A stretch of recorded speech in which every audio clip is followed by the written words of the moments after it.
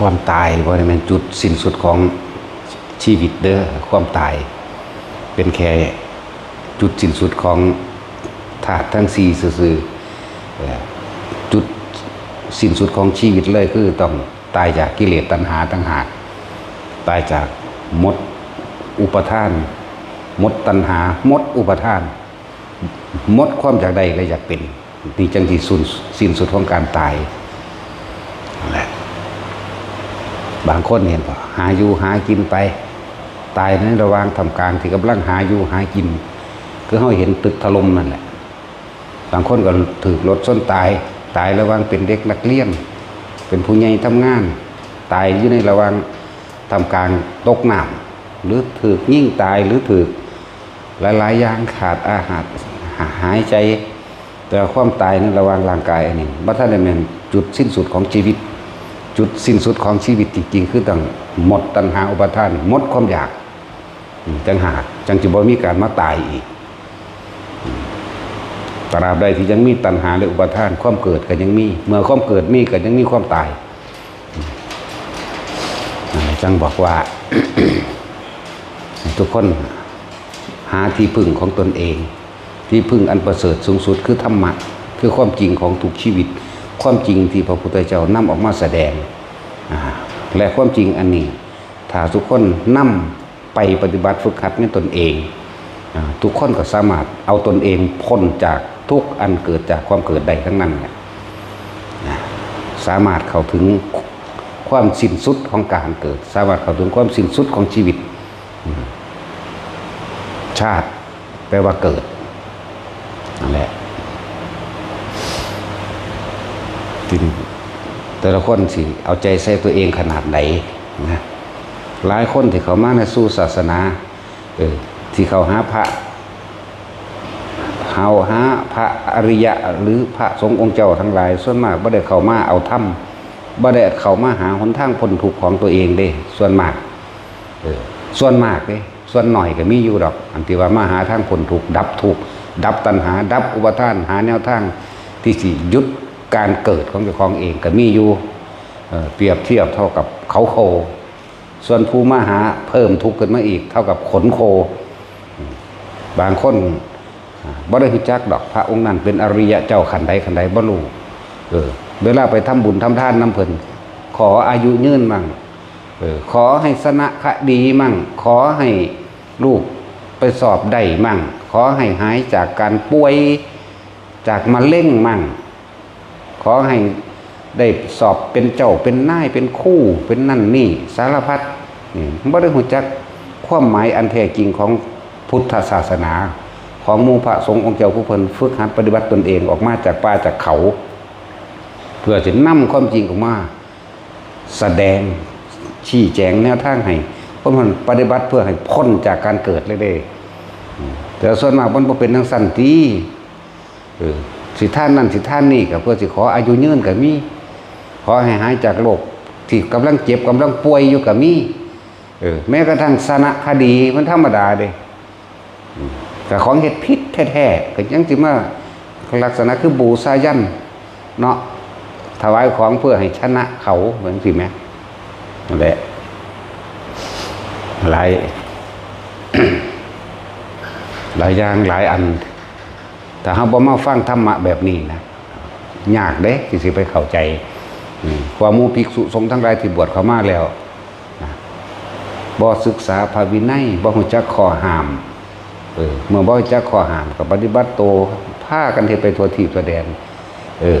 ตัวเองเป็นผู้นำทางจิตวิญญาณเพื่อให้เข้าถึงพระนิพพานแต่เมื่อตัวเองบ่ศึกษาแล้วมันจะเอาหยังมาสอนไผก็เลยเฮ็ดไปต่างๆนานาสารพัดตามคนเก่าคนก่อนที่พาเฮ็ดไว้แต่ว่าทำบุญก็ขอเอาเด้ออธิษฐานเอาเด้อนี่แหมอธิษฐานเอาหยังมันสิไปได้เด้อแต่ตัวเองบ่เฮ็ดเองนี่เห็นบ่มันบ่เข้าถึงหลักความจริงของที่พระพุทธเจ้านำออกมาแสดงตนเป็นที่พึ่งของตนเบิ่งจิตใจของเจ้าของว่าเจ้าของทุกข์เพราะว่าเหตุใดหนทางดับทุกข์เพิ่นก็สอนไว้แล้วทุกข์ดับไปเพราะแบบนี้เพิ่นก็สอนไว้แล้วบ่หุ่นไปหาเฮ็ดอีหยังหลอกลวงคนเบี้ยแก้พ่อแก้แม่มึงบอกมันสิไปแก้ได้บ่ มันไปแก้ปัญหาอุปทานของคนได้บ่เบี้ยแก้มีดหมอยังอีกรุ่นรวยพันล้านร้อยล้านรุ่นรวยบ่เลิกรุ่นท่านใจทั้งสิ้นแล้วหลอกลวงคนต่อไปเลยเด้นะนั่นแหละแต่ว่าผู้เป็นภิกษุสงฆ์ทั้งหลาย ถ้าตัวเองบ่รู้บ่ถึงแล้วก็จักเสียยังไปสอนเขาก็เฮ็ดเป็นน้ำเขาเฮ็ดเป็นน้ำโลกเฮ็ดไปตามใจคนทั้งโลกคนทั้งโลกสิมีหยังอยากได้อยากดีอยากมีอยากรวยอยากมีอำนาจอยากชนะบ่ฮู้จักตายบ่ฮู้จักทุกข์สำเร็จถ้าใดบ่ได้ดังใจแล้วก็ว่าเจ้าของทุกข์ถ้าเกิดว่าทุกข์จังซั่นทุกข์จังซี่ก็ว่าผู้อื่นเฮ็ดให้เด้บ่ได้ว่าเจ้าของมาเกิดเองเด้แม่นว่าล่ะจังซั่นแล้วบ่เข้าถึงคำสอนพระพุทธเจ้าเลยบ่รู้จักดอกอริยสัจสี่เป็นหยังบุถวายเงินดำ20 บาทสาธุเด้อเฮ้ยผู้ขาถูกลอตเตอรี่รางวัลที่1ให้เบิดหนี้เบิดสินเบิดทุกข์เบิดยากถ้าผู้ขาถูกลอตเตอรี่แจ็คพอตนี่สิมาสร้างให้ดอกวัดนี่คุณดีบ่ธรรมดาเด้เนาะคือเขาถามเฮาเด้ออาจารย์ให้ผู้ขาถูกลอตเตอรี่เด้อที่1เด้อบ่ถ้ากูฮู้จักกูก็ซื้อเอาเองกูสิบอกมึงเฮ็ดหยังแม่นบ่ล่ะก็ว่าความจริงจังซี่เด้ล่ะกูสิให้ถูกเป็นบอกแต่กูฮู้กูก็ซื้อเอาเองตัวกูจะไปบอกผู้อื่นเฮ็ดหยังจังซั่นแหละหลายอย่างอยู่ดอกที่ในเมื่อคนที่สืบศาสนาโดยตรงเต็มรูปแบบมันเลยคือหมู่ภิกษุสงฆ์ก็ในเมื่อภิกษุสงฆ์บ่ฝึกหัดตัวเองบ่ศึกษาในตัวเองบ่ศึกษาตามคำสอนของพระพุทธเจ้าแล้วก็พากันเฮ็ดผิดนี่แหละเดี๋ยวก็เบิ่งหมอเบิ่งเลิกงามยามดีแต่งงานมื้อนั้นดีขึ้นบ้านใหม่มื้อนั้นดีพอดีแม่มึงบ่จักไปหาฝึกหัดศึกษานี่ก็นี่แหละเหตุแห่งความเสื่อมของคำสอนพระพุทธเจ้าเหตุความเสื่อมของธรรมะเหตุความเสื่อมของพุทธศาสนาก็เพราะว่าภิกษุนักบวชทั้งหลายบ่ศึกษาบ่ทำตามพระวินัยบ่ปฏิบัติตัวเองให้เข้าถึงธรรมบ่เข้าไปถึงความจริงเลยแล้วก็เกรงใจคนพร้อมเขาว่าให้เป่าหัวให้เขาเป่ามั่วไปว่าซั่นมันบ่ได้เป่าเบิดมื้อเบิดเว้นปานนั้นเอาไว้หดน้ำมนต์น้ำมันให้ก็เฮ็ดไปเนาะคือแม้เพิ่นให้สอนแนวบ่ให้กลับมาเกิดอีกคือเด้เห็นทุกข์ในตนเองเห็นทุกข์เห็นเหตุแห่งทุกข์ในตนเองวิธีดับทุกข์ในตนเองแล้วทุกข์ดับไปดับแบบใดพี่เด้แล้ว ศาสนาจึงถูกทำลายได้ง่ายเพราะว่าตัวเองทำลายตนเองก่อนภิกษุสงฆ์นี่เด้เป็นผู้ทำให้เสื่อมจากยอดก่อนเด้ยอดก็หมายถึงนักบวชนี่แหละเข้าไปซะก่อนพุทธเจ้ากับบวชซะก่อนพุทธเจ้าบวชตรัสรู้แล้วจึงนำธรรมออกมาสั่งสอนนั่นแหละก็เริ่มจากนักบวชนั่นบ่ล่ะบัดนี้ลูกศิษย์ลูกหาผู้เป็นสาวกบ่ได้เดินตามที่เมื่อบ่ได้เดินตามแล้วก็เลยเฮ็ดสิ่งที่เพิ่นแสดงไว้ดีแล้วตัดไว้ดีแล้วชอบแล้วบ่นำสิ่งเหล่านั้นออกมาแสดงเพราะตะของก็บ่รู้บ่ฝึกบ่หัดมันก็เลยเสื่อมมาจากยอดกับบุคคลนอกศาสนาจึงเข้ามาทำลายได้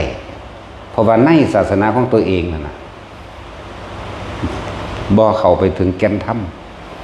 บ่หาตะแก่นแล้วตะเปลือกกับกระพีมันก็ยังบ่ทันได้รู้จักอยู่ยังออกไปนอกๆยังไปเทวนิยมน้ำเขาอยู่นั่นบ่ล่ะไปสร้างพญาครุฑไปสร้างพญานาคเอาหัวฤาษีเอาหัวอีแข่หัวลิงหัวเสือมาซุบใส่หัวตะของแต่ก็เอาผ้าเหลืองคุ้มตัวเองไว้แล้วเอาหัวอย่างอื่นมาใส่แม่นบ่ล่ะที่เฮาเห็นเดี๋ยวก็ตีมีดขายบัดนี้เนาะมีดปราบนั่นปราบนี่ที่ไปปราบยังได้ในเมื่อตัวเองปราบใจตัวเองบ่เป็นเนาะปราบใจปราบความคิดปราบสิ่งที่ตัวเองกำลังยึดมั่นถือมั่นในตัวเองให้มันสิ้นซากซะก่อนแต่มันสิไปปราบได้เขาบ่เฮ็ดธรรมแนวนั้นพระพุทธเจ้าบ่ได้เฮ็ดมีดหมอขายเด้เนาะบ่ได้รูปหล่อเหรียญขายบ่ได้ปั้นนาคบ่ได้ปั้นพญาครุฑบ่ได้ปั้นงูหรือสิงโตหรือฤาษีต่างๆมาขายให้ไผเด้เนาะจังซั่นแล้วบ่ได้ดูดวงให้ไผเด้บ่ได้ไปสิทธิ์น้ำมนต์น้ำมันให้ผู้ใดเบิดมือเบิดเว้นบ่ได้ไปสักลายให้ไผเด้เนาะมันเฮ็ดโคตรพ่อโคตรแม่หยังเนาะแม่นบ่ล่ะจังซั่นตัวมันเสื่อมก็เสื่อมนำพวกสันดานหมานี่แหละจักว่า นี่แล้วมันกล้าหาญเด็ดเดียวก็ขนาดนี้ว่าล่ะพวกนั้นไอ้ยันเขาบาเขาว่ามึงตกนรกมึงไม่ได้รู้เรื่องได้ดังเนาะแต่ว่าเรื่องนรกกับมันบ่เห็นหลอกลวงชาวบ้านกินไปซื่อๆนั่นแหละบ่ได้รู้จักหยังเด้นั่นน่ะดูดวงดูเลิกจังซี่ก็เป็นอาบัติปาจิตตีหรือทุลใจหรือทุกกฎไม่รู้รู้จักบ่ล่ะเบิ่งเลิกงามยามดีให้เขาแต่งงานเป็นหอดสังฆาทิเศษยังบ่ได้รู้เด้บ่ธรรมดาได้เป็นอาบัติใหญ่นักเด้นั่นน่ะชักจูงเงินนั่นเอาเงินนี่เหมาะสมกันเด้อจังซี่เป็นหอดสังฆาทิเศษจักว่าล่ะมันเป็นธรรมดาเด้มันบ่ศึกษามันสิเอาอีหยังมาสอนคนก็มันอยากได้หลายกว่าคนธรรมดาอีกเนาะมันจนว่ามันได้ใส่สุดนี่มาตัวเอาเนาะปั้นนาคปั้นไปหยังเอาไปให้คนทุกข์คนยากเด็กน้อยซื้อขนมกินดีกว่าแม่นบ่ว่าปั้นนาคปั้นฤาษีปั้นผีปั้นคุดเฮ็ดกระตุ้ดของขังเฮ็ดนั่งกวักเฮ็ดยังอีกคุณเอาพอเล็กน้อยไปเฮ็ดนั่งกวักกับมันกุมารทองจังสมบูรณ์อำตำหรือซ้ำองค์แดงไงนี่เลยก็เบิ่งเลยว่าคือจังสั้นแล้วเฮ็ดบักไข่บักเคยเนาะมันเป็นโรคขาดสารอาหารมันสิให้ผู้ใดสมบูรณ์ได้แนวนั้นก็ดีแต่ความเสื่อมถึงเสื่อมจากยอดก็คือบุคคลพระพุทธเจ้าเป็นบุคคลแรกเป็นมหาบุรุษแรกบวชก็มาแล้วนำธรรมความจริงอริยสัจสี่ออกมาสั่งสอนแสดงมีผู้รู้ตามเห็นตามกับบวชมาเหมือนกันจึงนำอริยสัจอันเดียวกันออกมาแสดงสมัยซุมื้อนี่มันบ่ได้ศึกษาบัดนี้เนาะบ่ได้ศึกษาคิดจะเฮ็ดจังได๋ก็เฮ็ดไปตามความเชื่อของเจ้าของเองแต่ว่าบ่เป็นไปตามความจริงแต่เอาความจริงนำมาเว้ากันนี่เด้เว้าอยู่ดีเด้มันย่านไผเป็นอยู่ว่าถ้าเอาความจริงมาเว้าแล้วมันบ่ได้ย่านไผเด้ในเมื่อคนเฮานี่หมดความปรารถนาในความอยากได้และอยากเป็นคำว่าตายนี่มันมีความหมายสำหรับเพิ่นเด้มันเลยบ่ย่านไผก็สิย่านไผยังภาษาตายก็มันก็บ่ย่านไปแฮงแล้วเนาะฟังดีๆเนี่ยแต่ภาษาตายแต่สิภาษาย่านคนมันบ่มีเด้คนบัดนี้นั่นแหละที่ว่ามันเสื่อมบัดนี้นอกศาสนาเข้ามาทำลายได้เพราะว่าคนในศาสนาบ่แข็งแกร่งพอบ่มั่นคงพอบ่รู้ความจริงอ่อนไหวเป็นน้ำเขาเห็นปะสั้นแหละนอกศาสนาเขามาทำลายได้เพราะว่าคนในศาสนานี่ภิกษุนี่อุบาสกอุบาสิกาบ่ปฏิบัติธรรมบ่เข้าถึงความจริงเขาก็เลยทำลายได้ง่ายแต่พวกซ้ำใดซ้ำหนึ่งขึ้นมาเราจอบถาวาให้ตะกันเนาะแต่ผู้ใดสอนธรรมะขึ้นมาสิเขาว่าด่าพระองค์นั้นด่าพระองค์นี้ก็เป็นจังเก่งจังดังเนาะเนี่ยมันเลยเฮ็ดให้ภิกษุกับภิกษุก็ทะเลาะกันบ่แห้งอยู่ดอกเพราะว่าหยังมันบ่ได้ไปศึกษาแนวเดียวกันอย่างนั้นเนี่ยแต่ศึกษาแนวเดียวกันก็แข็งแกร่งเสมอกันตัวเอาบาทละ10วงคณะพระในประเทศไทยนี่เนาะมันมีว่าละบาทละ10เนาะอันนี้10บาทละ1ที่เป็นสั่นเด้10ละ1สั่นแหละตอนนี้พวกเข้านี่คือไพ่นอกศาสนาเข้ามาได้เพราะว่าคนทั้งในนั่นบ่ฝึกหัดบ่ศึกษาบ่เข้าถึงความจริงนั้นตนเองไพ่ในแตกก่อนเด้จักบอกไพ่ทั้งในไพ่ในใจของเจ้าของเองตัวของบ่มีที่พึ่งตัวของบ่เป็นโตของตนเองตัวเองที่ว่าบวชตามพระพุทธเจ้ามานี่มันบ่แม่นบวชตามเด้อบวชนำอยู่แต่ว่ากูบ่เฮ็ดตามจักบ่ล่ะพุ่นไปหาเฮ็ดแนวอื่นพุ่นบัดนี้ไพ่นอกก็เลยเข้ามาได้เพราะว่าคนข้างในบ่สามัคคีบ่เป็นหนึ่งเดียวกันบ่ฝึกหัดตนเองอยากรวยไผอยากรวยมันเนาะโอ้ยก็คิดเบิ่งดีๆในตะกี้ให้เขาเห็นหยังขายแต่ตู้ข้ามแล้วมาเทศเดี๋ยวนี้อยู่ไสเดี๋ยวนี้รุ่นหยังบัดนี้รุ่นรวยพันล้านบ่รุ่นไหนจังนั้นก็เสื่อมไปอีกแต่ทำคำสอนของพระเจ้าอันบุคคลที่สืบมาเสื่อมไปนำเด้ ราะว่านี่เดี๋ยวพากันหลงไหลอย่างเอาละเอาผู้ใดใดก็ได้ผู้ใดบ่ได้ก็แล้วแต่ได้ว่าไพ่อันเกิดจากการแก่การเจ็บการผัดผ่าจากสิ่งที่รักอันเกิดจากการตายหรือไพ่แห่งความตายมันมีอยู่กับเฮาตลอดเวลาเด้อนี่คือไพ่ในของเฮาที่เฮาจะต้องสมควรกระจัดตัวเฮ็ดจังได๋ก็ช่างมันบ่อาจสามารถไปแค่เว้าให้ฟังก็คือเฮาบ่อาจสามารถไปบังคับความคิดเห็นของผู้อื่นให้มันเป็นความคิดเห็นตรงกับเฮาได้ดอกฉะนั้นเฮาต้องบังคับตัวเองให้เห็นตามความเป็นจริงตอนนี้โลกกำลังมีภัยเห็นบ่ล่ะซึ่งจริงๆแล้วมันมีภัยมาตลอดนั่นแหละภัยมันเกิดจากความแก่ความเจ็บและความตายนี่มันมีมาตลอดเมื่อเฮาเริ่มเกิดแล้วเฮาก็เริ่มตายเหมือนกันการเกิดคือการเริ่มตายเนาะการพบก็คือการเริ่มจากบางคนเฮามันบ่จากกันเป็นก็ต้องจากกันตายนี่คือภัยอันเฮาสมควรสิกระจัดทุกข์เกิดขึ้นจากหยังทุกข์เกิดขึ้นจากความยึดมั่นถือมั่นในความอยากได้และอยากเป็นนั่นสาเหตุมันก็อยู่ในนี่นะวิธีรับถูกเพิ่นสอนแล้วแหละเพราะนั้นจงขจัดภัยออกให้ตัวเองให้มันสิ้นออกจากวัฏฏะสงสารอันนี้อยู่ยากไปเรื่อยๆเด้อ ภัยในพุทธศาสนาหมู่ภิกษุสงฆ์บ่ฝึกหัดปฏิบัติเป็นหนึ่งเดียวกันผู้ปฏิบัติมีอยู่แต่น้อยเปรียบสุดเรื่องว่าเขาโคผู้ไม่ปฏิบัติมีมากดุจดังขนโคความเสื่อมถอยหน่อยลงของความจริงเลยบ่ถูกนำออกมาเพราะว่าผู้บวชบ่ไปเข้าถึงความจริงเลยบ่กล้าเอาความจริงออกมาแสดงมันจะเอามาแสดงได้มันบ่ฮู้มันมีแต่เอาความปลอมเอาความเชื่อว่าเฮ็ดหยังอยากได้หยังอธิษฐานเอาเด้อขอเอาเด้อให้ทานมันก็ยังบอกให้ขอไหมแม่ว่าล่ะอธิษฐานเอาเด้ออยากได้หยังขอหยังตัวตะคนเดี๋ยวก็ไปสร้างกำแพงเนาะเดี๋ยวก็ตัวขายไฟผูกแขนตัวขายหญ้าค่าเอามาพันตัวขายเป็นหมากคูนเอาได้พันเห็นว่าล่ะ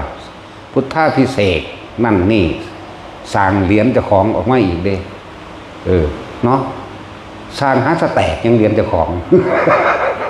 มันสิกันพอกันแม่มันได้บ่จักบอกพ่อแม่คือหยังตัณหาอุปทานนั่นแต่พ่อกับแม่สารปันกันกิเลสได้บ่มันเพิ่มกิเลสให้เขาได้นั่นล่ะเอาไปถือไว้เห็นหยังเดี๋ยวกัน6เฮือนเนาะ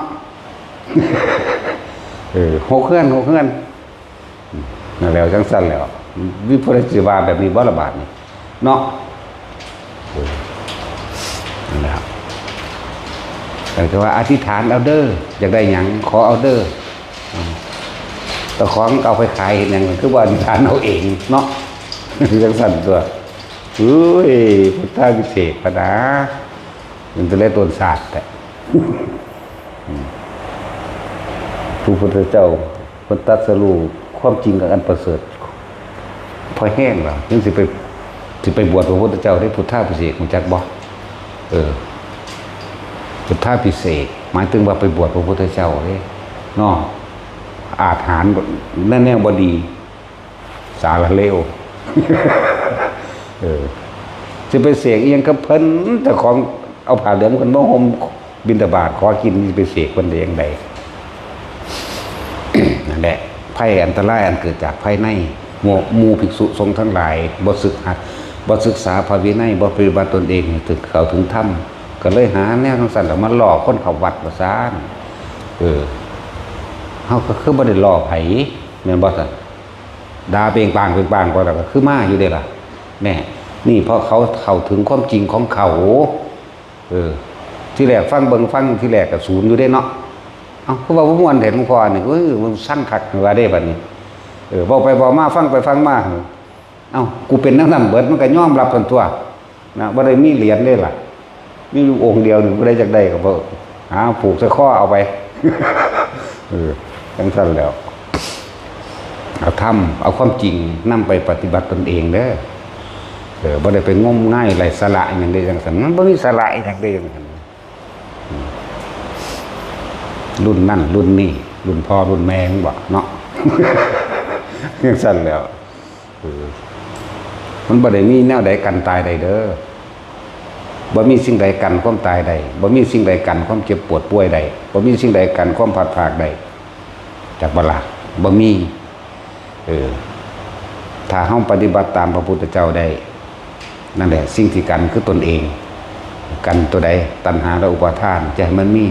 ความอยากได้และความอยากเป็นหมดสิ้นไปจากใจบ่มีเกิดอีกบ่มีทุกข์อีกบัดเนี่ยวิธีเพิ่นก็สอนอานาปานสติบ่ได้สอนยากซะแหมสอนอันเดียวทรงฌานเจริญฌานเพื่อให้จิตมันตั้งมั่นเมื่อจิตมันตั้งมั่นแล้วปัญญามันก็เกิดเมื่อมีความสงบแล้วมันก็เห็นสิ่งที่บ่สงบคือความคิดมันแล่นไปหมุนไปเรื่องนั้นเรื่องนี้เรื่องนี้เรื่องนั้นแล้วมันก็รู้เท่าทันว่าอ๋อกูบ่ไปกับมึงก็แล้วกันหน้าเท่านั้นตัวสมาธิจิตตั้งมั่นเมื่อมันตั้งมั่นดีแล้วมันก็เห็นเองดอกวันปัญญาก็เกิดตัวบัดแล้วมันสั้นละนั่นแหละโลกนี้อยู่ยากขึ้นเด้อเมื่อมีแผ่นดินถล่มแล้วก็ยอมถล่มอีกน้ำกับดินสิมาพร้อมกันเด้อต่อไปนี่ยืนระหว่างกลางพรรษาพวกกันนั่นจะพากันประมาทเด้อภาวนาไว้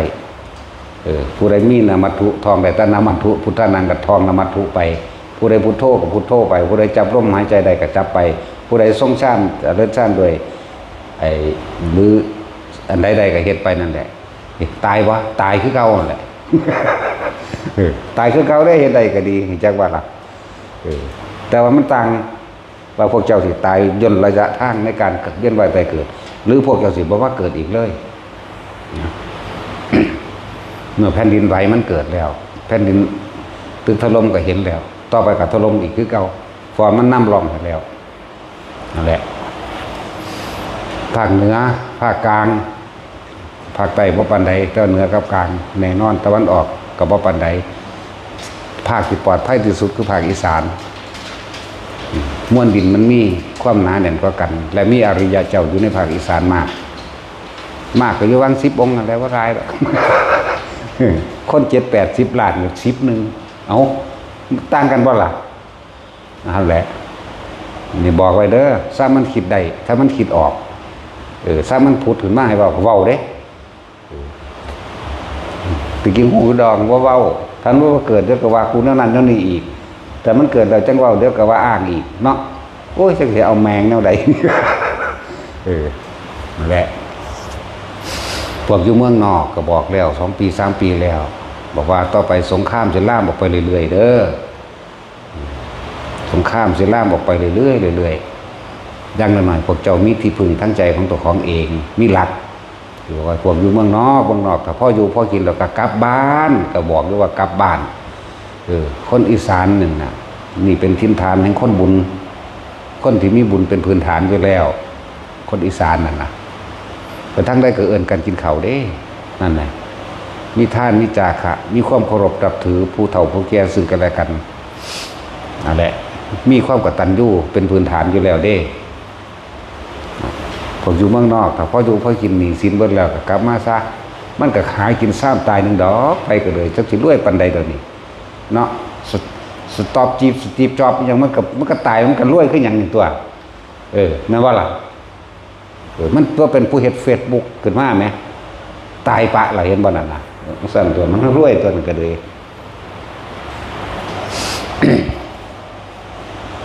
อะไรจังว่าพวกอยู่เมืองนอกทรงชาติเจริญชาติเป็นแล้วจากจุดร่มเป็นแล้วก็อยู่จังซั่นแหละอยู่ก็อยู่ตายคือเก่าแหละบ่ว่าสิรอดเด้เดี๋ยวนี้ ตายคือเก่าแต่พวกเจ้าสิตายต่ำหรือตายสูงพวกเจ้าสิตาย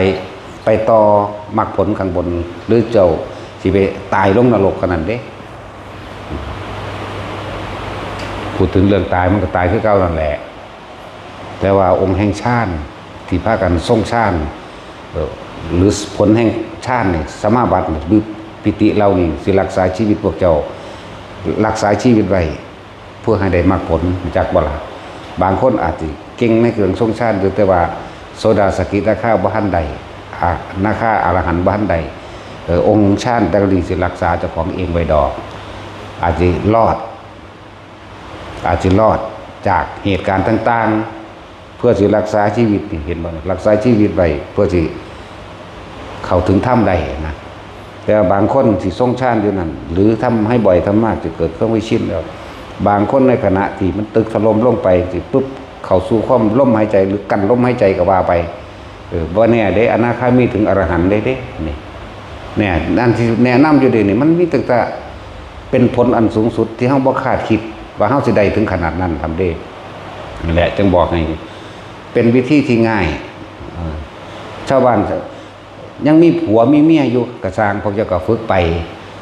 ยังต้องการความหลักระหว่างเพศอยู่พวกเจ้าก็ฝึกหัดตัวนี้ไว้เป็นเครื่องป้องกันตัวเองนำจากบ่ล่ะเวลามันจนมุมจนตอกแล้วเจ็บปวดบ่มีผู้ใดรองรับกันได้มันก็ดึงเข้าลมหายใจเองบาดสิตายแล้วจะสิไปเอิ้นหาไผมันก็ฟึบร่วมเข้ามาในลมหายใจเองตายในลมหายใจบางทีมันดีกว่าตายเพราะว่าคิดถึงผู้นั้นผู้นี้เด้นั่นแหละดีนี่แหละน้ำก็สิไหลแผ่นดินก็ไหวอีกเรื่องช่วงพรรษาถ้าเบิ่งโลดไปหยังเว้าแมงโลดซะมันได้เว้าตะกี้บ่เว้าเดี๋ยวเขาจะมาขา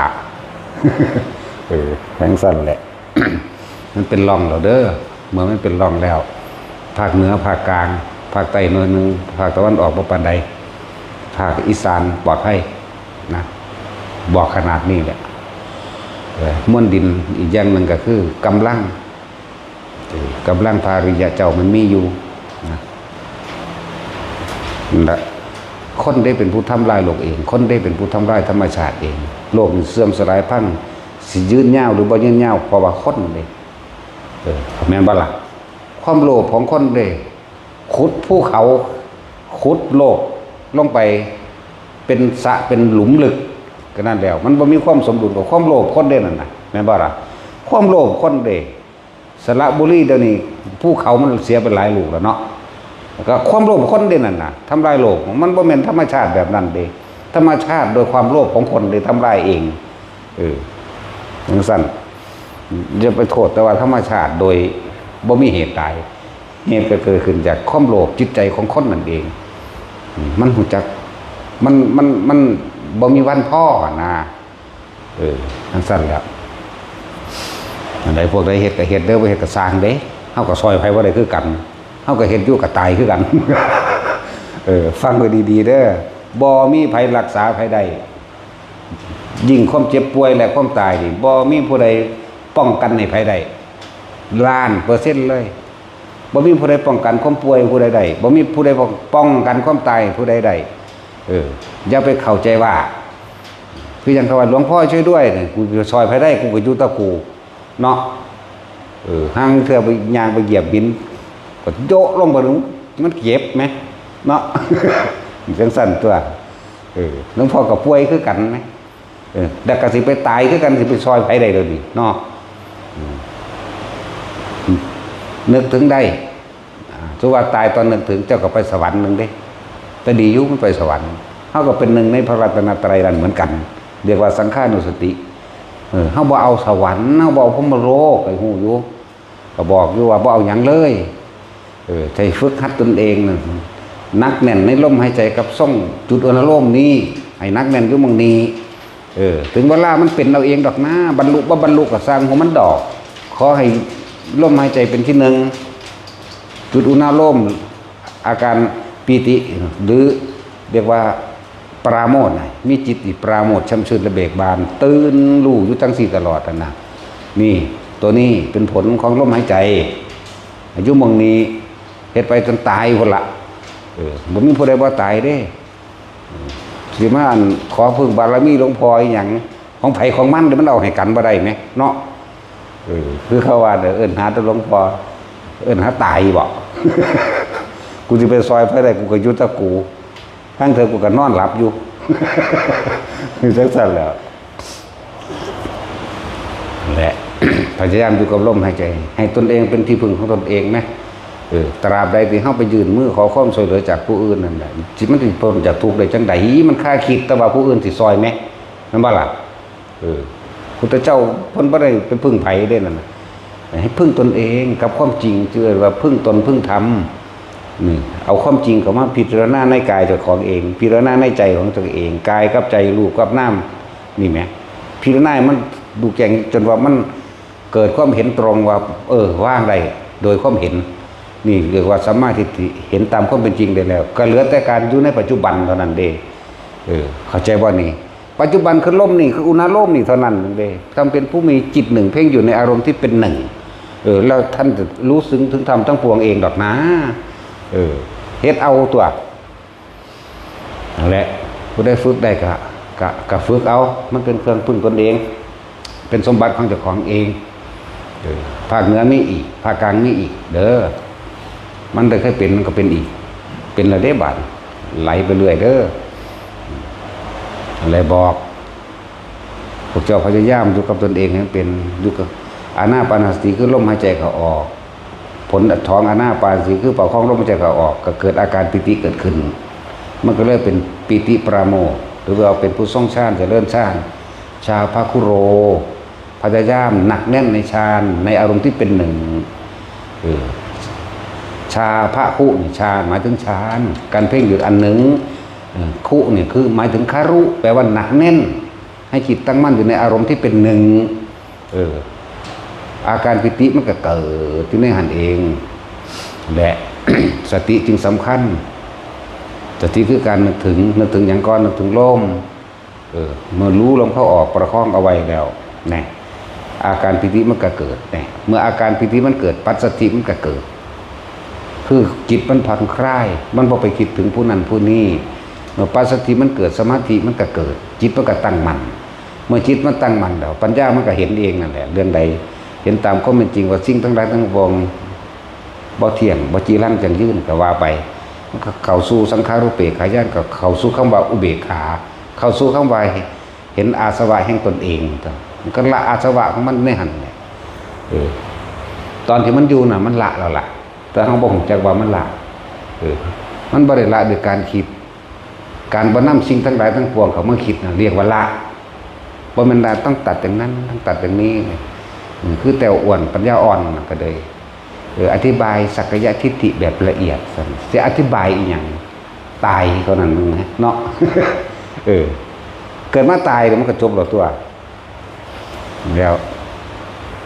พวกนี้พวกนั้นผู้ยิ่งจะเป็นประสาทเขาเว้าอยู่นี่เป็นปีแล้วอันเดินแนวสิเป็นยังสิอธิบายอย่างหนังสือนี่อ่านจะไปอ่านที่เนาะ พวกเขาอธิบายพวกเขาเอากิ่งไปแห้งเลยบ่ได้เอาหลักการมาเด้นั่นแหละเพิ่นก็ฟังกันเดียวนี่แหละทั้งอ้วนทั้งประสาท แล่นลงตึก13ชั้นสมน้ำหนักลดแน่บาดนี้อ้วนใหญ่ก็อันเล็กพอหน่อยอีก ผมใส่สิ135โลเนาะพอเล็กไม่น้อยอยู่วาง100โลนึงเด้ ทั้งชั้นแล้วต้องอธิบายหยังดอกเลิกการอธิบายขยายความเลิกคิดเลิกนึกปรุงแต่งในจริงทั้งหลายทั้งปวงเลิกหาเหตุเมื่อเลิกหาเหตุไม่มีเหตุต้องให้รู้อะไรอีกผลก็คือยุดเหตุได้แล้วหมายถึงดับความทุกข์ได้เราได้นั่นมันทุกข์เพราะว่ามันคิดอยากหู้คำตอบเลยต่างๆนานาสารพัดมาเนี่ยเกิดอีหยังขึ้นมิแต่เอาคำตอบคืออยากได้ซื้อมันว่าจังใดผิดหรือถูกนี่ไหมมันบ่มีผิดมันบ่มีถูกมันบ่ต้องการคำตอบถ้าจะปล่อยว่างจริงๆมันต้องบ่มีเหตุผลเข้าใจบ่นี่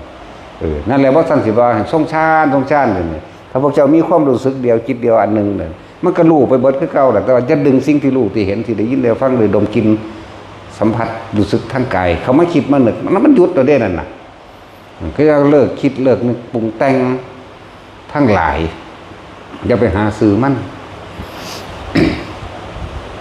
จังว่าผู้คนรักษาตัวเองเด้อตนเป็นที่พึ่งของตนเด้อมันบ่มีผู้ใดพึ่งผู้ใดได้เด้นี่มันบ่มีผู้ใดปวดแขวแทนเฮาได้เด้เนาะได้จะบอกว่าอย่างนี้ก็เพ้อเจ้อไว้นั่นแหละบอกว่าได้นั่นเนาะเอาเงินไปจ้างให้ผู้อื่นปวดแทนมึงรู้เหตุใด มันมีทางปวดก็เก่าอีกทั้งศูนย์นี่เสร็จแล้วเอาเงินไปจ้างป่วยดูจ้างผู้อื่นป่วยอะไรบุนั่นแหละเงินไปจ้างตายเบิ่งดูว่าเนี่ยมันมีทางเจ้าสิไปหนีไปลี้อยู่บางใดความตายมันอยู่ในหูดังของเจ้านั่นนึงเนาะข้อเน่าเริ่มต้นจากลมหายใจมีชีวิตที่ยาวมาได้เพราะว่าลมหายใจเขาออกแล้วก็ต้องสิ้นสุดได้จบลงโดยหมดลมหายใจเด้แน่สิ่งที่อยู่ในตัวเองแท้ๆยังบ่คิดถึงนั่นแหละ วิธีฝึกก็ง่ายแล้วบอกแล้ว อยู่ยากขึ้นแล้วเด้อน้ำก็สิหลายปีนี้หลายมากๆมันมีอยู่บ่หนาวเดือน4เดี๋ยวนี้เนาะมันจักบ่ตั้งสั่นแล้วมันบ่มีเด้หนาวเดือน4กับหนาวเดือน5นั่นแหละดินก็เห็นแล้วนี่ดินถล่มเนาะบัดนี้น้ำได้บัดนี้น้ำแล้วจะดินน้ำไฟนี่เกิดอย่างหนึ่งดอกเป็นย่อมๆมันนะแต่จังมาล่มทีหลังยังสั่นบ่ได้คิดได้ก็ได้บ่ได้ก็สร้างเด้บ่ได้เงิดเด้เนาะ เฮ็ดเอาก็ได้เด้เฮาเฮ็ดก็เฮ็ดเฮาก็ได้ของเฮาเฮ็ดเด้ได้หยังได้ความสงบได้ความบ่คิดมากบ่แม่นได้หยังที่มันเป็นวัตถุสิ่งของบ่แม่นได้รวยบ่แม่นได้ทองเด้อันนั้นมันได้มาคือเก่านั่นแหละมันบ่อยากได้ทันได้กับแม่จังซั่นเนาะแต่สินเฮา สั่นแล้วจังว่าพวกหลังจากเฮามุ่งหลังคาโล่งรถเฮาแล้วแล้วก็เฮ็ดที่พักไว้ซะอันพวกของอันสมชายมันนะพากันงานมันก็เบาระบางลงกว่าเฮ็ดที่พักของคนอื่นพอคนที่ไหลเข้ามาจากเทิงอุทกภัยจากเทิงธรณีภัยนั่นแหละจะลืมเด้อันมันมีอยู่แล้วล่ะเล่งปลูกหมากไม้เนื้ออยู่เนื้อกินไว้คนปั่นกันกินบ่หยังเนาะ นี่เว้าความจริงเด้อบ่ได้นั่นเด้แต่ว่าคือว่าล่ะว่าเฮาเห็นอยู่ผู้เดียวจักสิเนาะกับไผเวลาเนาะเดี๋ยวบางคนนั้นคนนี้ซึ้งลึงอยู่บ่มีสมองจักคนเอาโลด ว่าถ้าเว้าเดินไปเนาะเดี๋ยวบางคนก็ซึ้งลึงอยู่ว่าโอ้ยเนาะ เพราะฉะนั้นเฮาสิปลูกสิ่งที่มันเป็นหมากง่ายใหญ่เร็วบักมี่มักขนุนเนี่ยเป็นหมากง่ายใหญ่เร็วถ้ามันบ่มีกินจริงๆต้มกินดิบๆมันก็อิ่มได้คือกันเด้กินแม่นฮอดเปลือกของตัวแต่คนหิวมันกินได้เบิดตัวแม่นบ่ตัดสิน กินเปลือกก็ได้ตัวยากอย่างอะไรครับเป็นหยังเฮาคือนิยมปลูกสิ่งที่มันกินได้แล้วต่อไปคนจะได้มาอาศัยเฮาแหละคนบ่มันบ่มีหม่องอยู่บ่มีหม่องไปพอได้อยู่พอได้รักษาชีวิตอยู่ได้กินแล้วก็เอาดอกความหิวเป็นโรคอย่างยิ่งได้ขาคนได้ความหิวแม่นบ่หิวนี่ขาคนได้เด้แต่ได้กินนี่ยังแน่ไม่พุเขา ห้องทองแน่มันเศร้าหิวมันก็บ่ขาเด้เนาะนึกว่าไม่พุดอกเบื่อพวกนี้ก็กินแมงโลน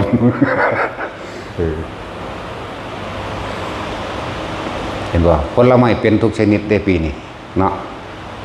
ดกอีกต่างหากมีธรรมชาติมันก็พยากรณ์เราเองดอกผลไม้ดกทุกชนิดเลยหนาวเดือน4เดือน5มันเคยมีมาที่ไหนแต่เมื่อหนาวเดือน4เดือน5นั่นแหละแล้ววางไพ่อันเกิดจากธรณีไพ่และอุทกภัยตามมาแน่นอนอยู่แล้ว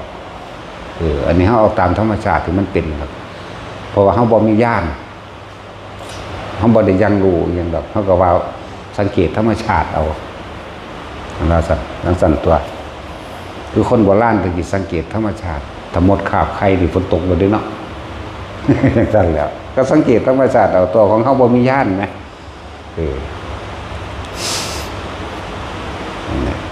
พวกเจ้าว่าปีนี้หนาวนานบ่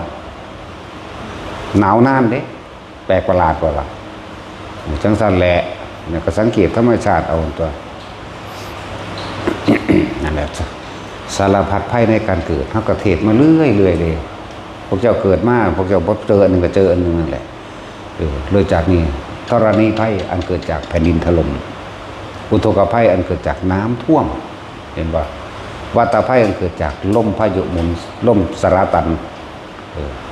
บ่แม่นคำเว้าคล้องจองเลยคำว่าลมสราตันคือทำให้ผู้ลมนี่สามารถทำให้คนเสียชีวิตได้เรื่องลมสราตันอย่างสั้นแหละยังอีกอัคคีภัยคือไฟอสุนีบาทภัยคือฝ่าพาบ่ได้เลือกเด้ซุมื้อนี้เนาะจักสิอยู่น้ำต้นไม้ต้นหมอกยังอยู่ไสก็สร้างเพราะว่าพาในที่สูงบ่แม่นมันพาไปทั่วทีบนั่นแหละนั่นแหละอสุนีภัยเห็นบ่นี่คือภัยที่มันเกิดโดยธรรมชาติของมันแต่ว่าธรรมชาติของมัน ฝนสิตกได้ก็ต้องอาศัยไอน้ำหรืออุณหภูมิจากโลกขึ้นไปทำปฏิกิริยากับก้อนเมฆจึงสามารถจับกันเป็นกลุ่มก้อนโดยฝนตกได้โลกจะถูกทำลายได้ก็ต้องอาศัยปฏิกิริยาจากจิตใจของมนุษย์คือความโลภมันออกเห็นบ่ล่ะความโลภกับความโลภคนมีแต่โลภกับโลภเมื่อโลภกับโลภแล้วมันก็ทำลายธรรมชาติอันเป็นพื้นดินและต้นไม้นั่นบ่ถ้าเมื่อบ่ได้ดังใจแล้วก็เกิดข้าวเป็นโกรธมันก็เป็นไฟว่าซั่นโกรธคือไฟเรียกว่าไฟคือราคะนี่โลภไฟคือโทสะนี่คือไฟ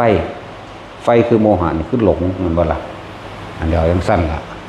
เกิดจากใจมนุษย์นี่เด้อโลกสิยืนหรือโลกสิบ่ยืนก็เลยสมัยของพระพุทธเจ้าบางพระองค์กันอายุ100,000 ปีเพราะเขาความโลภหน่อยมีเหมือนเดิมแต่ว่าหน่อยอายุตั้งแต่อายุได้100,000 ปีอันนี้ความโลภหลายเด่นจังหา1,000 ปีนึงบ่เสี่ยวเขาเจ้าเลยเนาะแม่นบ่ล่ะในภัตตรกัปอันนี้จะคิดได้ว่าโลกมันยืนพุ่นในสารมันตกัปอย่างของพระพุทธเจ้า2 องค์นึงก็แซงอันนี้แล้วเด้สิบอกให้สั้นตัวอายุ100,000 ปีอายุศาสนาเขาเจ้าก็พอแห้งนั่นแหละเพราะว่าเขาเจ้ามีความโลภหน่อยอายุของโลกก็เลยยืนมากเพราะว่าอย่างพื้นดินบ่ได้ถูกขุดเจาะต้นไม้บ่ได้ถูกทำลายสายน้ำบ่ได้ถูกปลุกปั้นจากว่าสายน้ำดินน้ำไฟลมนี่ดินบ่ได้ถูกขุดเจาะต้นไม้บ่ได้ถูกทำลายโดยความโลภของคนเนาะมันบ่ล่ะน้ำจังซี่เอาซุมื้อนี่น้ำมีแต่ยาพิษเนาะเพราะว่าสิน้ำทะเลหรือน้ำจืดหยังก็ช่างมีพิษได้เห็นบ่นั่นถ้าว่าประมงก็ขนเอาว่าซั่นจังซี่แม่นบ่ล่ะใส่ลากใส่อวนใส่หยังใส่ยาใส่หยังอันพิษที่ซึมลงไปในน้ำก็คาบเคลือบน้ำมูกน้ำมันจังซั่นเจือปนไปด้วยยาพิษทั้งนั้นนั่นแหละก็ความโลภล่ะช่วงนี้สงครามเข้าไปอีกนะมันสั่นตะกี้เขาเจ้าบ่ค่อยมีมันสั่นแล้วมันอายุยืนได้เพราะว่าแบบนั้นศาสนาของพระพุทธเจ้าปทุมมุตระนี่100,000 ปีมันเด้แล้วสั่นแหละของเฮาเด้5,000กันอย่างเงี้ยไกลกันอยู่ว่าหลายคนละอันกันตัวความโลภพระเจ้าหน่อย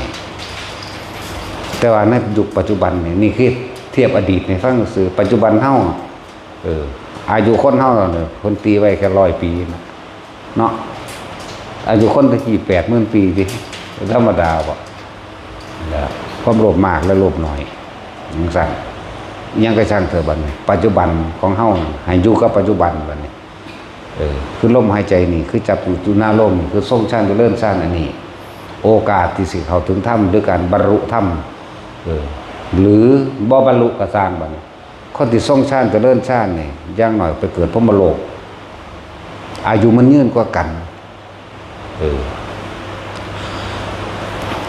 ธรรมปริสัชชาอายุ1 กับก็จะบ่บาดมันยาวกว่ากันบ่ล่ะนี่2 กับ4 กับ8 กับ16 กับไล่ขึ้นไปเรื่อยๆได้บ่จนถึงอสงไขยได้เฮายังมีโอกาสเพื่อสิได้ยินฟังธรรมของพระพุทธเจ้าองค์ใดองค์หนึ่งก็จะว่านี่มันบรรลุธรรมเร็วกว่ากันฉะนั้นสุตตะนี่คือเฮาต้องได้ยินไว้ศรัทธาเอาเป็นว่ารัตนะ5ศรัทธาแต่ว่าศรัทธานี่ต้องประกอบด้วยปัญญาหรืออื่นว่าเป็นพุทธะเจ้าว่าให้ศรัทธานี่ต้องศรัทธาที่อันประกอบไปด้วยได้เห็นจริงตามความเป็นจริงตามคำสอนของพระพุทธเจ้าบ่ได้เห็นของดอกของล่วงนี่แต่จังว่าให้ใส่ปัญญาพิจารณาเอาเด้อแต่ก็มีความเข้าใจตามความจริงนั่นศรัทธาจาคะคือการสละออกคือเฮาก็สละอยู่แล้วศีลเห็นว่าสุตตะเห็นว่าทั้งสั้นแหละถามมันอันศรัทธามาที่1แล้วก็ต้องศรัทธาโดยทำคำสอนของพระพุทธเจ้าเด้บ่แม่นศรัทธาคือว่านั่นแหละเว้ายากคือดอกจริตคนมี6 อย่างแต่ว่ามันบ่แม่นมีอย่างมีคนละอย่างบ่แม่นเด้มีพร้อมกันทั้งเบิด6 อย่างเด้แม่นบ่ซั่นพุทธจริตศรัทธาจริตวิตกจริตเห็นบ่จังซี่มีพร้อมกันเบิดนั่นแหละแล้วแต่มันสิกระทบในขณะปัจจุบันนั้นมีพร้อมกันเบิดแต่ว่าสิ่งที่เฮารักษาก็คืออยากให้ทุกคนมีรัตนะ5ก็ว่าไป ที่พึ่งอันประเสริฐสูงสุดในของเจ้าของเองหาย่างหนึ่งเฮาอาศัยตนเองด้วยความเชื่อมั่นในตนเองกับคำสอนของพระพุทธเจ้าด้วยความเชื่อมั่นในตนเองโอ้นี่เพิ่นสอนอริยสัจสี่เพิ่นสอนมรรคมีองค์8ถ้าสอนมรรคมีองค์8นั่นแหละเราเองกับพิจารณาไขข้นตนเองตัวบัดนี้เนี่ยนั่นสิเป็นแต่ก็มีความมั่นใจเชื่อมั่นเห็นบ่ซั่นมีความเชื่อมั่นใจนั่นก็มีความจาคะคือความสละออกทำบุญทำทานมั่นแต่การให้ท่านก็ต้องท่านแบบบ่ได้หวังผลในท่านบ่มีจิตผูกพันในผลทางท่านบ่มุ่งการต้องสนในความอยากได้เลยอยากเป็นหยังทั้งสิ้นเลยมันก็มุ่งเข้าสู่คำว่าศีลเองดอกคนเฮามีโลภเด้มันต้องเบียดเบียนมันบ่ถ้าบ่โลภมันบ่เบียดเบียนนั่นแหละจังสละออกนี่ก็คือสละความเห็นแก่ตัวแล้วนี่มันก็ไหลเข้าไปสู่ศีลตัวบัดนี้นั่นแหละสุตตะแล้วก็ปัญญาประกอบกับการได้ยินได้ฟังมันบ่ล่ะบัดนี้ได้ยินได้ฟังมีความเปรียบมีความเทียบด้วยบัดนี้นี่แต่คือแสดงอยู่เดียวนี่แหละของมันแม่นของเพิ่นบ่นอนแต่ว่าบ่แม่นก็บ่แม่นแต่ว่าแม่นก็แม่นก็ต้องอาศัยความเห็นของเจ้าของเด้เข้าใจบ่ล่ะเปรียบเทียบเอาเพิ่นว่ามาแนวนี้ก็เพิ่นก็แม่นของเพิ่นเด้อเพิ่นจังว่าเนาะส่วนเจ้าพวกเจ้าไปแยกแยะเอาตัวแต่พวกเจ้ามีความเชื่อกับความจริงมันคนละอย่างเด้ความจริงกับความเชื่อนี่พวกเจ้าต้องสละความเห็นความคิดของเจ้าของออกมันจึงจะฟังเข้าใจคนเฮามันเกิดมาเพราะความเชื่อนั่นแหละความเชื่อ เชื่อว่าแบบนั้นเชื่อว่าโอ้หลายโพดดอกเพราะเราความเห็นผิดนั่นเองอวิชชาความไม่รู้สั่นแหละเกิดมาแบบนั้นแหละแต่สุดท้ายกับปัญญาทั้งตัวคือรู้แจ้งเห็นจริงตามความเป็นจริงนะรู้อย่างรู้ว่าร่างกายกับว่าเป็นของเจ้าของมันบ่นั่นดูว่าแม้แต่ทางจิตใจว่าเป็นเจ้าของรู้รูปรู้น้ำมันเดียวมันบ่ได้ยากได้บัดน้ำก็คือความคิดความคิดกับบังคับบ่ได้เด้เห็นบ่ผู้ใดบังคับได้บ่มีเด้เอาแต่คิดแซ่อยู่เรื่องเดียวบัดมือเป็นเว้นใดอยู่บ่ได้จักคิดไปทางใดเป็นล้านๆพิกเซล เป็นล้านๆความคิด ล้านๆมุมล้านๆเหลี่ยมสารพัดถ้าเขามีความเห็นว่าร่างกายบ่เป็นของเจ้าของตายแน่นอนบ่มีผู้ใดหนีความตายไปได้ร่างกายได้บังคับบ่ได้แน่เอาง่ายๆนี่แหมสิไปสักกะยะทิฏฐิวิจิยังคือยังกระดอกปานนั้นแท้แม่นบ่ล่ะเกิดมาตายคักๆได้นี่เดี๋ยวบ่มีผู้ใดหนีพ้นได้นี่แหมซ้ำชื่อว่าตัดสักกะยะทิฏฐิแหมเฮาก็เคยเห็นผู้ใดตายมาหลายแล้วแม่นเนาะแม่นบ่ซั่นจักมื้อนึงเจ้าของก็ตายกูจะไปหลีหนีอยู่ไสน้องก็มันหลีหนีบ่ได้เงินก็จ้างบ่ได้ซื้อบ่ได้เนาะก็ยอมรับมันตามความเป็นจริงนั่นตัวเมื่อยอมรับมันแล้วมันควบคุมตัวจิตตัวบัดนี่แน่มันถ้าตัดล่ะควบคุมความคิดก็ลมหายใจนี่เป็นวิธีหลอกความคิดควบคุมความคิดไปเลยเฮ็ดอานาปานสติเมื่อจิตตั้งมั่นอยู่แล้วทรงฌานเจริญฌานอยู่แล้วเมื่อมันมีสมาธิจิตตั้งมั่นอยู่แล้วปัญญามันก็เกิดมันก็เห็นเองดอกบัดเห็นความคิดแล่นไปมันโอ้คนเฮามันถูกเพราะว่าคิดไปแต่บัดถ้าควบคุมความคิดได้รู้คิดได้รู้เท่าทันได้มันก็บ่เกิดทันแหละวิธีก็เบาซุมือล่ะเนาะทรงฌานเจริญฌานอยู่นี่เพื่อให้มันจิตตั้งมั่นเมื่อจิตตั้งมั่นดีแล้วมันก็รู้เอาบัดนี้เอาประสบการณ์ของแต่ละคนเด้อเฮาฮู้แล้วเฮาทรงเฮาเฮ็ดเป็นแล้วยืนเดินนอนนั่งได้ปฐมฌานรู้ลมหายใจเข้าออกแล้วมีอาการปิติเกิดระหว่างการคิ้วกลางหน้าผากเฮาเองนี่เรียกว่าปฐมฌานผู้ใดนึกถึงลมหายใจเข้าออกได้ปุ๊บความรู้สึกนิ่มๆนวลๆเนิบๆอยู่ระหว่างการคิ้วกลางหน้าผากได้นั่นละเอิ้นว่าปฐมฌานแล้วผู้ใดเฮ็ดเป็นแล้วก็ฝึกให้มันคล่องซะก่อนยืนก็เป็นเดินก็เป็นนอนก็เป็นนั่งก็เป็นชั้นที่2สิเป็นเราเองเฮาบ่ได้คิดถึงหยังปุ๊บความรู้สึกระหว่างกลางหน้าผากขึ้นน่วงๆกันเลยนิ่มๆนิ่งๆนึบๆหลายศัพท์หลายภาษาทั้งคนว่าเป็นบ่อนๆบุญๆเป็นล่มๆอุ๊ยสารพัดแต่ก็สิเว้าเนาะเป็นบ่อนๆก็มี เป็นบุญๆก็มีอีกอย่างน้อลืมแล้วอันศัพท์ประหลาดมากเมื่อวานนี่ นี่เป็นฌาน2แล้วเอิ้นว่าจิตตั้งมั่นเป็นอารมณ์ที่เป็นหนึ่งแล้วเรียกว่าฐานที่ตั้งแห่งจิตก็คือใส่ความรู้สึกนี่จิตกับผู้รู้กับจิตรู้ยังรู้สึกโตนึงเด้พวกเจ้าบ่แม่นว่าไปรู้สวรรค์นรกเด้รู้ยังแค่รู้สึกตัวนี่แหละคำว่ารู้สึกตัวทั่วพร้อม อย่าหนีออกจากกายนี่กายในกายเวทนาในเวทนาจิตในจิตรู้สึกตัวนี่เองเนี่ยยุ่มองนี่มันเคลื่อนมาหัวกระลูอยู่ในหัวมันเคลื่อนมากลางอกกระลูในกลางอกแล้วถ้ามันจะเคลื่อนไปย่าออกจากกายนี่กายเวทนาจิตทำเวทนาจิตกายร่วมกันเป็นหนึ่งแค่รู้สึกตัวมันดับเราได้จากบ่มันมีกำลังมันก็เห็นเองดับอันนี้ตั้งมั่นนั่นแหละคำว่ากำลังก็เลยตั้งมั่นจิตตั้งมั่นเป็นเวลานานจากบ่เอิ้นว่าจิตตั้งมั่นเป็นเวลานานโดยอาศัยความรู้สึกตัวเห็นบางคนเขาเจ้าได้24 ชั่วโมงนะบรูได้แต่ตอนนอนหลับจากบ่หลับแต่ว่าในขณะนำในขณะหลับนั่นจิตก็บ่คิดปรุงแต่งเด้จากบ่ผู้ใดได้ฟังเมื่อวานเพิ่นเว้าอยู่เห็นบ่ล่ะหลับก็รู้ว่าลมหายใจนี่กับอุณาลมนี่ตีคู่กันตลอดเลยหลับแล้วก็รู้ตื่นขึ้นปั๊บแล่นเข้าเองปั๊บนั่นในขณะนั้นจิตอยู่ไสจิตอยู่ว่างๆจากบ่จิตอยู่ว่างๆความคิดอยู่ว่างๆมันเราไปคิดถึงหยังเด้นั่นน่ะจังซั่นแล้ว พอใหญ่นั้นถ้าเราตายที่เราไปเลยเด้นั่นน่ะจากบ่ล่ะยังตัมมนะคามีนั่นแล้วจังซั่นแล้วผู้ใดได้ฟังตอนกลางเว้นครับเอาไปพิจารณาเอาตัวแต่ว่าได้ความรู้หลายนั่นคือประสบการณ์จริงๆแล้วบ่ได้เว้าศัพท์บาลีเลยมันเป็นแบบนั้นแบบนี้แล้วเว้าไปเลยเห็นบ่จังซั่นแล้วนั่นแหละจริงนั่นแหละแล้วก็อยู่จังซั่นของเราตื่นขึ้นปั๊บมันแล่นเข้าปั๊บเลยเห็นบ่นั่นแหละถึงบอกว่าทำให้บ่อยทำให้มากทำให้ชินทำให้เป็นดุจดังยานก็คือรู้สึกโตตัวเองแต่ว่ามันไปย่านรู้อันอื่นดอกเขาบ่เอาหรอกรู้อันอื่นภาษาจังซั่นเลื่อนว่าฝึกให้มันชินเด้อโดยศัพท์มันว่าภาษาบาลีว่าวิตกวิจารปิติสุขเอกคตาโดยภาษาเฮาทำความรู้สึกลมเข้าอยู่นี่ลมมันสิเข้าลมเข้ามาสุดอันกระดูกอ่อนนี่ไหมกระดูกอ่อนดังนี่ไหมลมมันมาสุดอยู่ระหว่างกระดูกอ่อนดังอันนึบอยู่นี่เนี่ยบัดนี้ก็นิ่มๆนวลๆหรือนึบหรือเสียวหรือตึงหรือโตนหรือโยนแล้วแต่ศัพท์ไผเด้อนี่เรียกปฐมฌานแล้วจิตตั้งมั่นมีอารมณ์ที่เป็นหนึ่งเป็นอยู่แค่นี้แหละฌานที่สองเป็นเองคือจังคนเป็นแล้วขึ้นขับรถปั๊บบ้านถึงจะไปจับรถปั๊บเป็นนึบขึ้นมาเลยนั่นแหละที่สองนึบขึ้นมาโลดนั่นแหละแต่ว่าย่านี้จากฐานที่ตั้งแห่งจิตย่านี้จากฐานมันคือเฮามีสติระลึกรู้สึกว่ามันยังอยู่ในกายอยู่ตัวแค่นี้แหมกายเวทนาจิตเวทนากายมันยังอยู่ในฐานที่ตั้งแห่งจิตนะสำคัญนะย่านี้จากฐานสติปัฏฐาน4กับกายเวทนาจิตก็นี่แหละฐานส่วนธรรมคือทางปัญญาแล้วในสิ่งที่เขามากระทบกระทั่งแล้วรู้เห็นเป็นไป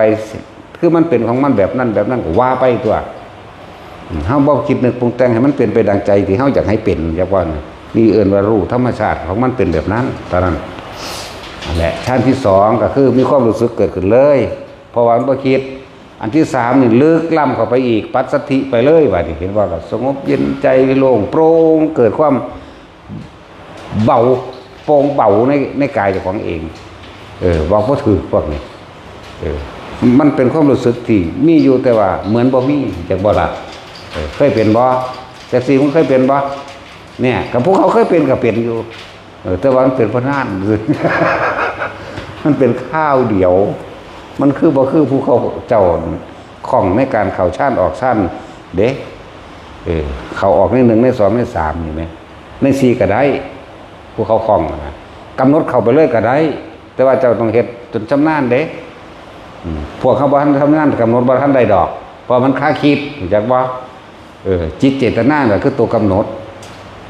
เจตนาว่ากูสิเข้าบ่มีทางเข้าอันนั้นจนเขาเจ้าชำนาญจังได้อันนั้นได้มีอยู่แต่ว่าน้อยบ่ปฏิเสธอันนี้มีอยู่สูดลมหายใจเดียวดับพึบเขาเดียวตัวดับเบิดโลกธรรมดาบ่นั่นแหละกำหนดเลยได้พวกเฮาฝึกซะก่อนทำให้บ่อยทำให้มากทำให้ชินแล้วองค์แล้วก็อานิสงส์ของการทรงฌานเจริญฌานเป็นเหตุให้ความสมปรารถนาในโภคทรัพย์ไปพร้อมเด้อคนยังหาอยู่หากินนั่นนี่อยู่พวกเจ้าก็เฮ็ดไปมื้อละ4เทื่อ5เทื่อละนาทีก็ได้ ก่อนที่จะหลับนี่นับหนึ่ง